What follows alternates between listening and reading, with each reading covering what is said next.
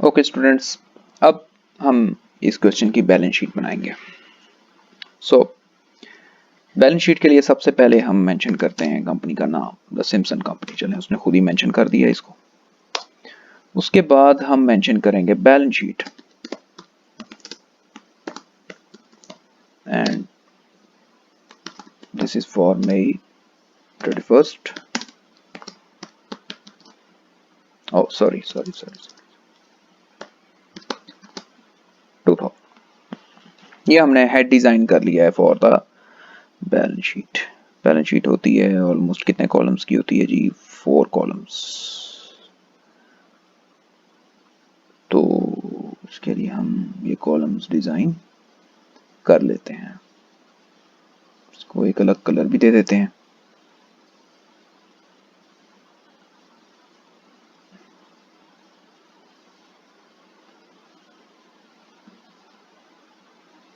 ठीक हो गया। So the first item in the balance sheet are the assets, amount,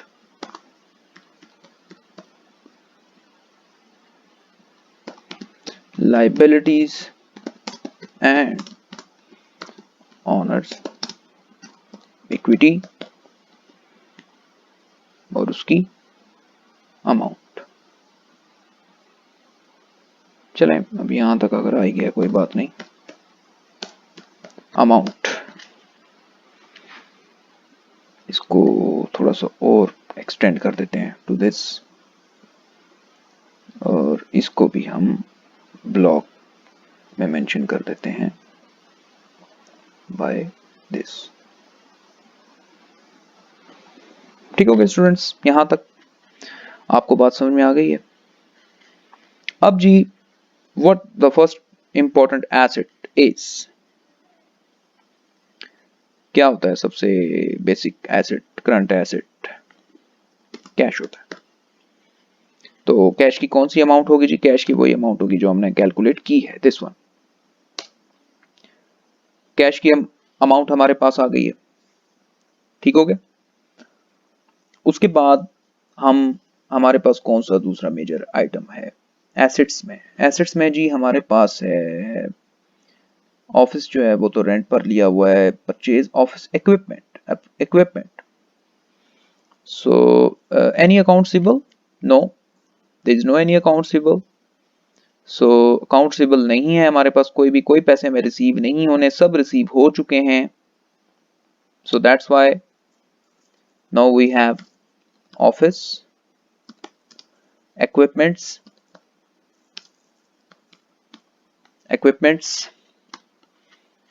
office equipment कितने के हैं?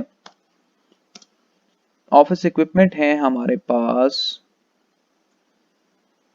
1680। पहले ये क्रेडिट पे लिए थे, लेकिन बाद में इसकी पेमेंट भी कहीं की है हमने। यहाँ पर मई 26 में इसकी पेमेंट भी होगी थी। सो इसके अलावा तो कोई ऑफिस इक्विपमेंट परचेज नहीं हुए। क्लीनिंग सर्विसेज दी, फिर हमने कैश कलेक्ट किया, तमाम। इस बार इस क्वेश्चन के अंदर जितने भी आइटम्स हैं वो मेजरली इनकम स्टेटमेंट के। आप देखें कि इनकम स्टेटमेंट के कितने ज्यादा आइटम्स हैं। तो इस क्वेश्चन के अंदर ज्यादातर जो आइटम्स है वो इनकम स्टेटमेंट के हैं। चलें, फिर ऑफिस इक्विपमेंट जो है वो 1680 के हैं, डॉलर 1680। ओके। पेबल कौन कौन से हैं हमारे पास? Account payable. अकाउंट पेबल जो है वो हमारे पास है, अमाउंट कितनी है जी? अकाउंट पेबल कितने पैसे भी हमने देने हैं क्रेडिट पे? क्या क्या है? एक तो ये एडवर्टाइजमेंट होगी $60 की। क्या कोई और भी चीज है? ऑफिस इक्विपमेंट की जो पेमेंट थी वो पहले क्रेडिट तो थी, लेकिन बाद में उसकी पेमेंट हमने कर दी है। सो अगर ना की होती तो 1680 वहां पर भी शामिल किया जाता है, लेकिन क्योंकि इसकी पेमेंट हो गई है मई में, तो इसलिए अब इसको हम पेबल में इंक्लूड नहीं करेंगे। So what is due in the month of May? जो पेमेंट अभी तक ड्यू है वो है advertising expense, that is of $60। ये वो एक्सपेंस है जो अभी तक हम पर ड्यू है। This is a liability and this is a debt which we have to pay, and this is due on us in the month of May. So we include this amount $60 here. Total 60 हमने यहाँ पे include कर लिया। और कोई ऐसी amount जो भी पेएबल हो? नहीं, सब कुछ कैश पे हो चुका है परफॉर्म। कोई भी ऐसी अमाउंट नहीं है जो डेट हो। ऑनर्स इक्विटी का क्या बैलेंस है? What is the balance of owners equity? Owners equity का बैलेंस है हमारे पास is equals to this one. So सिर्फ और सिर्फ ये टू आइटम्स हैं दोनों के। सो टोटल एसेट्स एंड यहां पर हम कर लेंगे टोटल लायबिलिटीज एंड इक्विटी। इसको हम ऐड कर लेंगे जी। ऐड करें this one plus this one, और इसी तरीके से यहां पे भी ऐड करें this one plus this one. 62,820। सो उम्मीद है आपको समझ आ गया होगा कि ये क्या हुआ है, बैलेंस हो गया है। This amount is now balanced. और इसको हम जरा डिफरेंशिएट कर देते हैं थोड़ा सा, ताकि ये जरा बोल्ड भी होना चाहिए। इसको बोल्ड भी कर देते हैं और इसको ये भी कर देते हैं। ये है जी आपकी balance sheet. This one is your balance sheet. 62,000 total assets, 62,820 assets are equal to liabilities plus equity 62,820। So it's mean कि हम बिल्कुल ठीक जा रहे हैं, हमसे किसी किस्म की कोई मिस्टेक नहीं हुई है।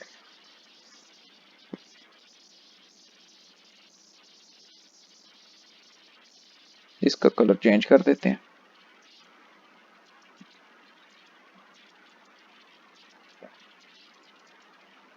ये लेंगे स्टूडेंट्स, ठीक हो गए। अब हम जो है वो आगे बनाएंगे। आगे हम क्या बनाएंगे जी? आगे हम बनाएंगे cash flow statement. Cash flow statement यहां नीचे बना लेते हैं। The Simpson company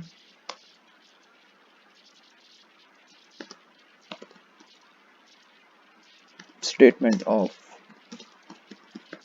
cash flows and for the month ended। ठीक हो, यहां पर हम इसकी स्टेटमेंट ऑफ कैश फ्लोज बना लेते हैं। Statement of cash flows, this is the statement of cash flows. Balance sheet हमने बना ली है। First one item for the statement of cash flows is OPERATING, operating activities. Operating activities, operating activities के लिए हम 3 column छोड़ते हैं यहाँ पर। 3 ब्लॉक्स आप इसके लिए छोड़ दें और आगे चले जाएं। इन्वेस्टिंग एक्टिविटीज, इन्वेस्टिंग एक्टिविटीज इसके लिए आप, क्योंकि सिर्फ एक ही आइटम परचेज हुआ है इन्वेस्टिंग एक्टिविटी, सिर्फ ऑफिस इक्विपमेंट ही है, तो सिर्फ 2 आइटम्स ही छोड़ देते हैं हम। इसके 2 ब्लॉक्स छोड़ देते हैं और यहाँ पे हम कर लेते हैं financing activities. Financing activities, financing activities, इन तीनों को हम अंडरलाइन कर लेते हैं। This one,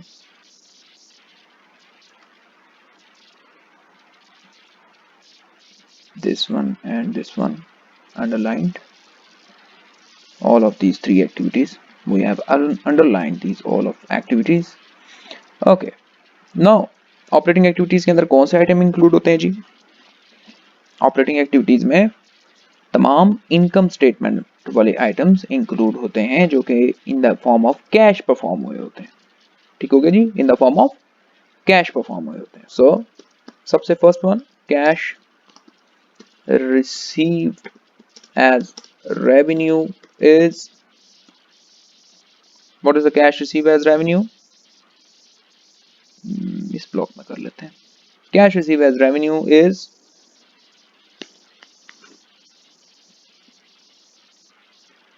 cash receive as revenue हमारे पास आया जी, इक्वल्स टू, हम ऊपर से इस अमाउंट को नीचे ले आते हैं, ये वाली, ये हमने तीनों के कैश की फॉर्म में होंगी। जितने भी रेवेन्यू हमने जनरेट किए हैं for the month of May, वो सब का सब हमने कैश में रिसीव किए हैं, तो इसलिए पूरा 10,400 नीचे आ जाएगा।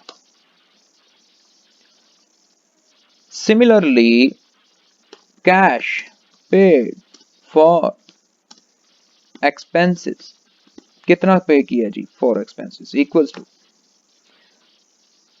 आपको याद रहे कि हमने सारी पेमेंट्स एक्सपेंसेस जो हैं वो कैश पे बियर किए हैं, एक्सेप्ट एडवर्टाइजमेंट, ये शामिल नहीं होगा, नहीं होगा, नहीं होगा ये शामिल, बाकी सब शामिल होंगे। ये सब के सब हमने कैश पे पेमेंट किए हैं, लेकिन हमने $60 की एडवर्टाइजमेंट नहीं की। देखिए मैं उसको छोड़ रहा हूँ और बाकी सबको इंक्लूड कर रहा हूँ, क्योंकि बाकी तमाम एक्सपेंसेस हमने कैश पे पेमेंट किए हैं, तो ये तमाम पेमेंट्स जो हैं वो कैश पे हुई हैं, एक्सेप्ट एडवर्टाइजमेंट, एडवर्टाइजमेंट को मैंने शामिल नहीं किया, बाकी मैंने इसके अंदर वो तमाम पेमेंट्स जो हैं वो शामिल कर दी हैं। मींस मैंने रेंट एक्सपेंस को शामिल किया है, क्लीनिंग सर्विसेज को शामिल किया है, सैलरी को शामिल किया है, टेलीफोन बिल्स को शामिल किया है, यूटिलिटी एक्सपेंसेस को शामिल किया है, तमाम एक्सपेंसेस को शामिल किया है, accept advertisement, because we have not paid for the advertisement in the month of May. So net cash provided from operating activities, ओह ये तो बहुत आगे बात चलेगी, चलें खैर है, net cash provided from operating activities is this one plus this one,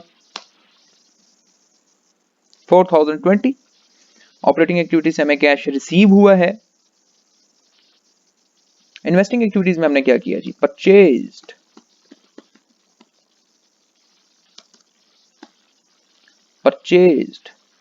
office equipment,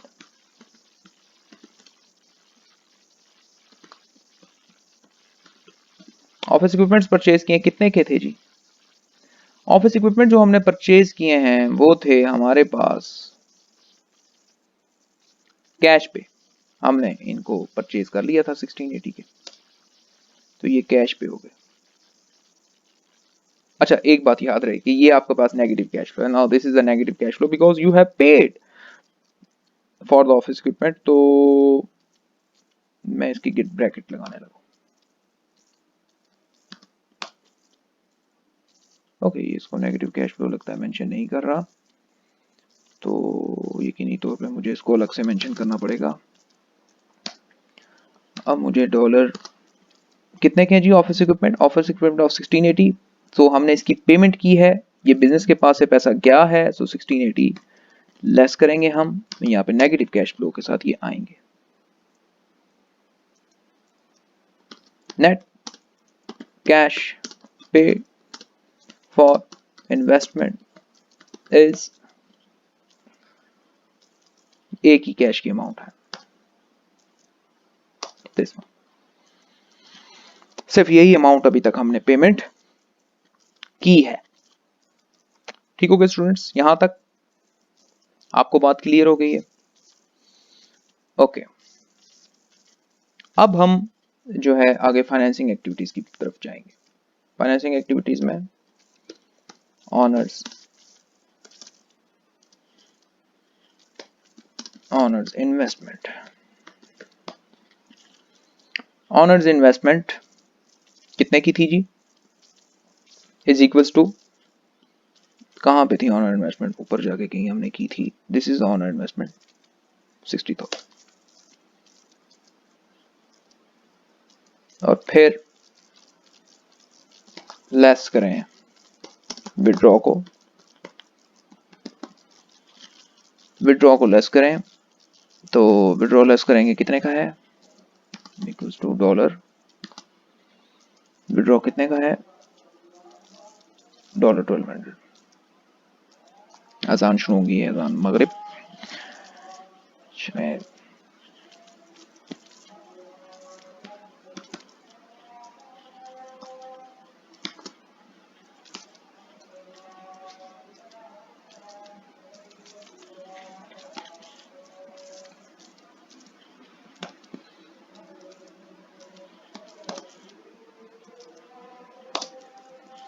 सल्लल्लाहु अलैहि वसल्लम।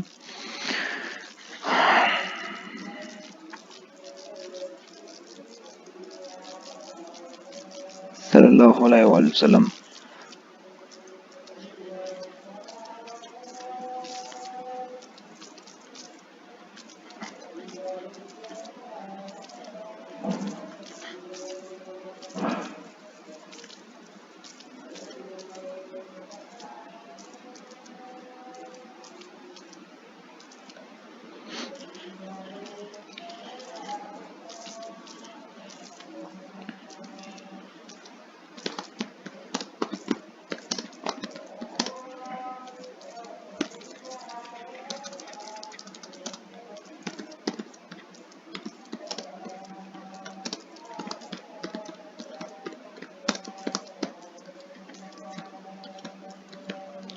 La ilaha illallah Muhammad Rasulullah.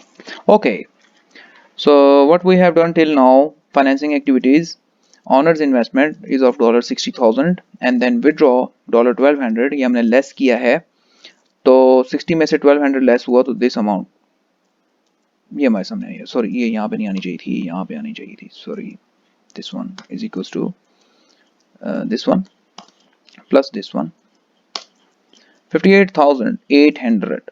So what is the cash balance? Cash balance at May 31st 2000 is equals to this one plus this one plus this one, 61,140, ये वाला balance और ये वाला balance जो कि टैली हो चुका है। ठीक हो गया students? So now this is the statement of cash flows, जिसमें हमने बनाई हैं सबसे पहले ऑपरेटिंग एक्टिविटीज। ऑपरेटिंग एक्टिविटीज के अंदर हमने वो आइटम्स इंक्लूड किए जो कि इनकम स्टेटमेंट वाले होते हैं लेकिन इन द फॉर्म ऑफ कैश होते हैं। इन्वेस्टिंग एक्टिविटीज के अंदर हम वो वाले आइटम्स शामिल करते हैं जो कि आपने एसेट्स में इन्वेस्टमेंट की होती है, और फाइनेंसिंग एक्टिविटीज के अंदर हम वो वाले आइटम शामिल करते हैं जो कि आपके सोर्स ऑफ फाइनेंसिस होते हैं और वो मोस्टली आपका ऑनर होता है। ठीक हो गया स्टूडेंट्स? यहां तक हमने ये समझ लिया। अब after solving these 3-4 questions for the basic financial statements के how to prepare the basic financial statements. So basic financial statements are the income statement, are the statement of owner equity, is the balance sheet, and statement of cash flows. These are the 4 basic financial statements. Students, तमाम organisations, तमाम corporations ये 4 basic financial statements maintain करती हैं,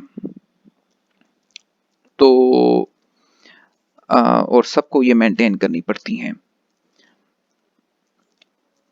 आप जो है ये चीज़ तो अब आपने कंपनी की रिपोर्ट्स के अंदर देखा है, फाइनल रिपोर्ट्स के अंदर, कि किस तरह से कंपनीज जो है इसको मेंटेन कर रही होती हैं, ईयर बाय ईयर, सालाना इनको मेंटेन करती हैं। How we can able to जज द फाइनेंशियल पोजीशन। मैं अगर शॉर्टली यहीं से फाइनेंशियल पोजीशन को जज करने की कोशिश करूं तो मैं इसको कैसे जज कर सकता हूं? How I can able to जज the financial position of the business of this Simpson company. ये इसके फर्स्ट मंथ की ट्रांजैक्शन है जो कि मई की है, तो मैं ये कैसे कह सकता हूं कि what is the financial position. इस कंपनी ने प्रॉफिट जनरेट किया $10,400 का और एक्सपेंसेस बियर किए हैं 6,440 के।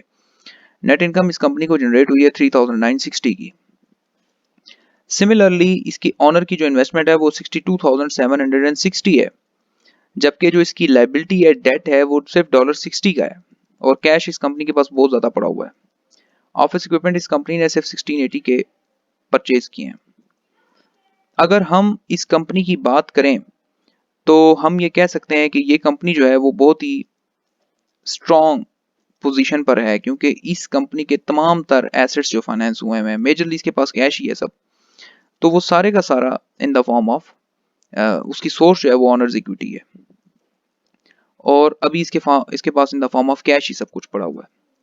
जबकि इस कंपनी ने प्रॉफिट भी अच्छा जनरेट कर लिया जो कि फिर ऑनर इक्विटी में ऐड भी हुआ है। यहाँ पर देखें आप, तो ऑनर इक्विटी भी इससे इंक्रीज हुई है जो कि 62,000 पर चली गई। तो इसने अपने फर्स्ट ही मंथ में 3,960 की ऑलमोस्ट सेल्स भी कर ली है, $3,960 की। तो this company is a very strong financial position. इस कंपनी की फाइनेंशियल पोजीशन बड़ी स्ट्रॉन्ग है। अब इस कंपनी को ये चाहिए कि ये जो कैश इसके पास पड़ा हुआ है, इस कैश को मजीद ये कंपनी इन्वेस्ट करे और आगे इससे मजीद एसेट्स बनाए। देखें ये कंपनी अभी इस पर रेंट बियर कर रही है 3200 का, आप ये देखें। तो ये रेंट उसका बिल्कुल खत्म हो सकता है 3200 का if the company purchase this building. अगर कंपनी जो है वो इस बिल्डिंग को परचेज कर लेती है तो बिल्कुल ये रेंट जो है इसकी अमाउंट को मिनिमाइज किया जा सकता है। This amount can be minimized if the building is being purchased. So अब यही सबसे इंपॉर्टेंट चीज यही होती है कि आप अपने एक्सपेंसेस को कैसे रिड्यूस कर सकते हैं, how you can able to reduce the expenses. तो रेंट तो बिल्कुल खत्म किया जा सकता है। फिर उसके बाद ये रेंट जो अब एडवर्टाइजमेंट सिर्फ इस पे ड्यू है, बाकी तो सब की सब फाइनेंसिंग ऑनर ने खुद की है। फिर उसके बाद टेलीफोन बिल, सैलरी, तो चलो ये तो पेमेंट करनी ही पड़ती है यूटिलिटी बिल्स की। लेकिन अगर ये बिल्डिंग भी परचेज कर ले तो 3200 का रेंट भी इसके प्रॉफिट में आज ऐड हो जाता, तो यहाँ पे इसका प्रॉफिट ऑलमोस्ट 6000 पे चला जाता। तो फिर तो कंपनी का प्रॉफिट बहुत ज्यादा होता। तो अब इस कंपनी को जरूरत यह है कि ये इससे मजीद एसेट्स परचेज करे। ये $61,140 जो इसके पास in the form of cash पड़े हैं, इससे मजीद ये इन्वेस्टमेंट करे, मजीद या बिल्डिंग परचेज कर ले इसी एग्जिस्टिंग बिजनेस की, या इसको फर्दर एक्सपेंड करे और दूसरे सिटीज की तरफ लेके जाए, ताकि इसकी फाइनेंशियल पोजीशन मजीद स्ट्रॉन्ग इससे भी ज़्यादा हो सकती है। जैसे कि मैंने आपको एग्जांपल दी थी कि जैसे बिजनेसेस जब ग्रो करते हैं तो फिर वो ज़्यादा पैसा जनरेट करते हैं। जैसे KFC पूरी दुनिया में परफॉर्म कर रहा है, कोको कोला पूरी दुनिया में परफॉर्म कर रही है, एक्सपेंड किया इन्होंने बिजनेसेस को। जैसे LG पूरी दुनिया में परफॉर्म कर रहा है, Dell laptops, systems, computer systems पूरी दुनिया में जो है वो फ्लोट होते हैं। तो अब ये इन्होंने अपने बिजनेस को एक्सपेंड किया है, तो जब इनके पास अगर सरमाया है, कैश है इनके पास, तो ये उस कैश को इन्वेस्ट करते हैं मजीद फर्दर आगे और उससे मजीद प्रॉफिट जनरेट करते हैं। क्योंकि एसेट्स बनाने का मकसद क्या होता है? Why we build up the assets? The only purpose to build up the asset is to generate more profit.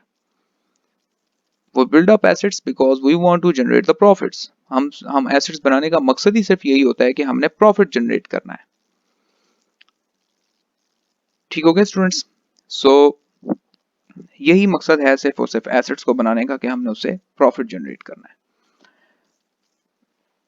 तो स्टूडेंट्स यहाँ तक के लिए अब ये लेक्चर जो है वो I have completed with the basic financial statements